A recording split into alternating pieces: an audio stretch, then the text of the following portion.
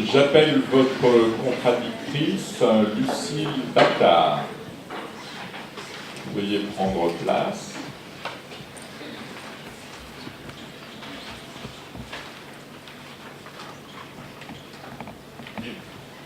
Vous êtes prête? Vous avez la parole. Monsieur le Président, Madame et Messieurs les membres du jury, au commencement, Dieu créa l'homme. Puis, l'homme créa la machine. S'il ne la considérait que comme un outillage, il l'a toutefois souvent conçue à son image. Et de la même manière que l'élève dépasse le maître, la créature surpasse le créateur, il faut le reconnaître. Surviennent alors des scènes hollywoodiennes où les machines vont bien au-delà des capacités humaines, où il existe des robots qui fabriquent des robots, qui fabriquent des robots, qui fabriquent des robots, où nos propres créations nous détrôneront bientôt. Des ordinateurs calculant de manière irréprochable aux humanoïdes dotés de facultés inimaginables, c'est à travers toutes leurs prouesses qu'ils portent une irrévocable promesse aux arrière-goûts de condamnation. Les robots l'emporteront. Mesdames et messieurs, si notre société n'est pas aussi futuriste que les films de science-fiction le prédisaient, la perte de tout contrôle par notre espèce avait été pressentie avec justesse. Car, à l'instar de nombreux individus humains reniant leur créateur, il ne faisait aucun doute qu'un jour, les machines se détourneraient des leurs. Les réalisateurs avaient vu juste. La seule conséquence possible de la création, multiplication, prolifération et normalisation de l'usage des robots était, inéluctablement, la confrontation entre l'espèce humaine et ses propres créations. Ainsi, chaque minute qui passe, chaque centimètre carré de cette planète nous mène impérieusement à la prise de pouvoir par les robots. Et la réalité, mesdames et messieurs, c'est que les robots 2.0 l'emportent déjà 2.0.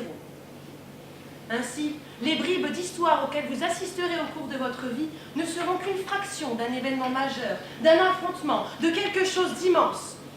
Pas un champ de bataille, non, mais une compétition, un duel, un clash, un match, le classico. Seulement, tous ici ne l'ont pas encore réalisé. C'est que le stade dont les participants foulent le terrain est bien inhabituel. La scène internationale, rien de moins. Le globe terrestre tout entier. Sans compter des équipes pour le moins atypiques. À ma gauche, en chair et en os, la délégation humaine.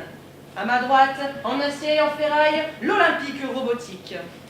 Vaste programme en perspective.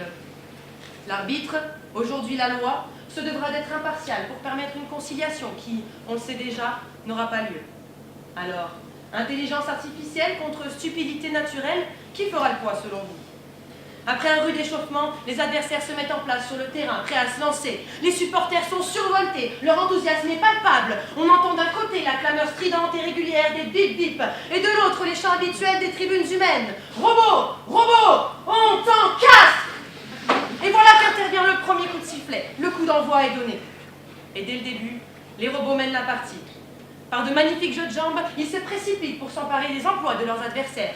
Et c'est une véritable prise de possession du monde professionnel. D'abord, les machines automatisent avec efficacité et précision les gestes humains, engendrant des usines dépourvues d'ouvriers.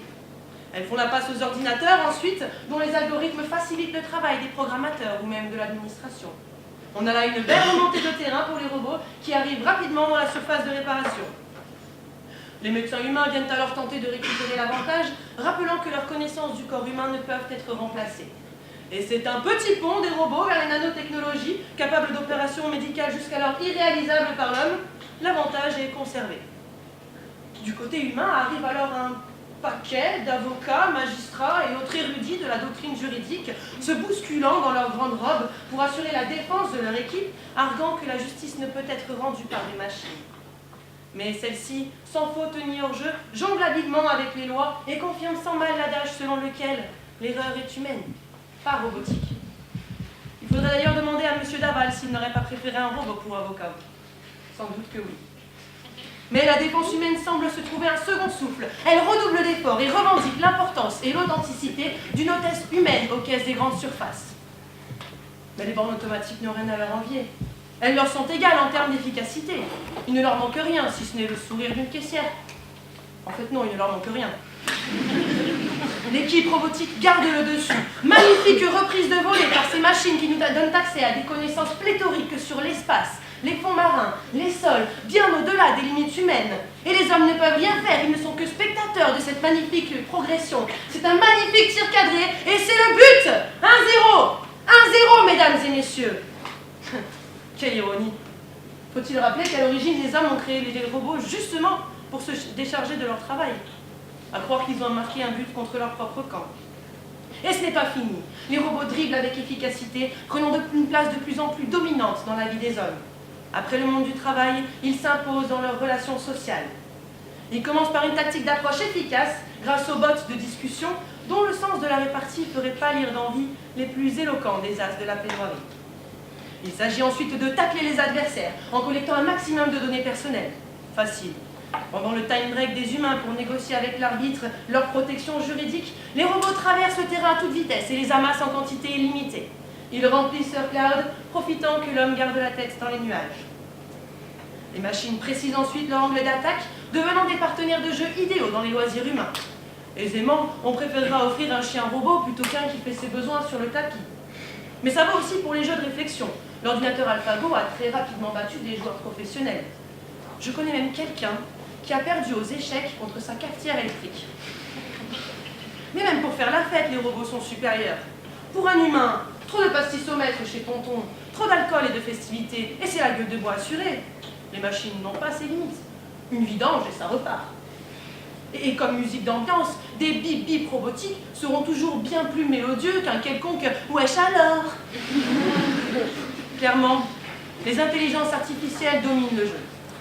Et pourtant, l'humain se défend plutôt bien en matière d'artificiel. Il n'y a qu'à regarder la famille Kardashian. Hélas, les robots sont en supériorité numérique. Sans que vous le sachiez, plusieurs humanoïdes sont présents dans cette salle à vos côtés. J'en détecte même un parmi les membres du jury. Et ils sont là, ils sont dans les campagnes, dans les villes, ils sont sur les réseaux sociaux. Mais un peu de sérieux. Les robots s'offrent ensuite un magnifique angle d'attaque par leur prise de pouvoir dans le domaine du sexe. Des robots sexuels pouvant satisfaire chacun de vos désirs. Chacun de vos désirs. Mais ce n'ont pas qu'une fonction pornographique. Ils visent aussi à remplir un besoin affectif, à remplacer une relation amoureuse. Ai-je besoin d'en dire plus? Faut-il vous expliquer en quoi ces machines surpassent de loin un partenaire humain et banalement organique? Mesdames, que diriez-vous d'un compagnon qui vous obéit et conserve sa puissance virile, mais qui jamais ne laissera une chaussette malodorante sur le sol? Messieurs, quoi de mieux qu'une partenaire qui, tout en assouvissant chacun de vos besoins, disposerait enfin d'un bouton on-off? Mais ne nous égarons pas.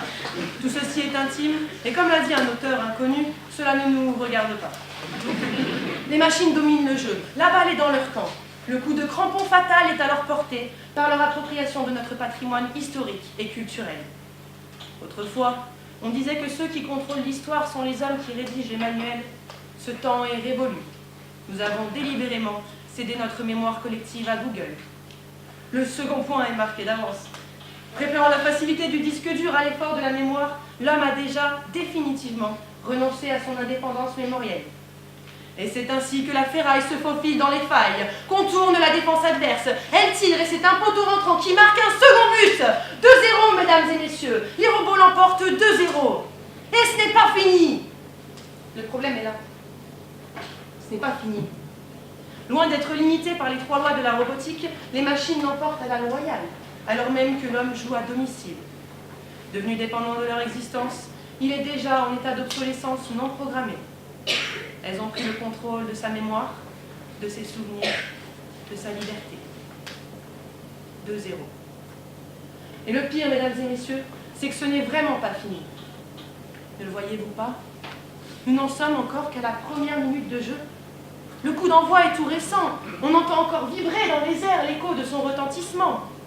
Nous ne sommes qu'au début d'un de ces films où nous perdons le contrôle et devenons esclaves de nos propres créations. Seulement, si ces fictions nous gratifient toujours d'une belle happy end, nous savons que ces pronostics sont erronés, utopistes et imaginaires. Ce genre de fin n'a que la saveur doucereuse de la fatalité que l'on ralentit plus qu'on ne stoppe. À présent, je rends l'antenne et vous invite, mesdames et messieurs, à être tout aussi réalistes. Être conscient de cette fatalité, c'est accepter qu'un jour, les robots nous domineront. C'est accepter qu'ils l'emporteront. c'est accepter que déjà, nous nous soumettons. Que ce soit à 2, 3, 4, 5 ou même 6-0, le verdict de cet affrontement est sans appel.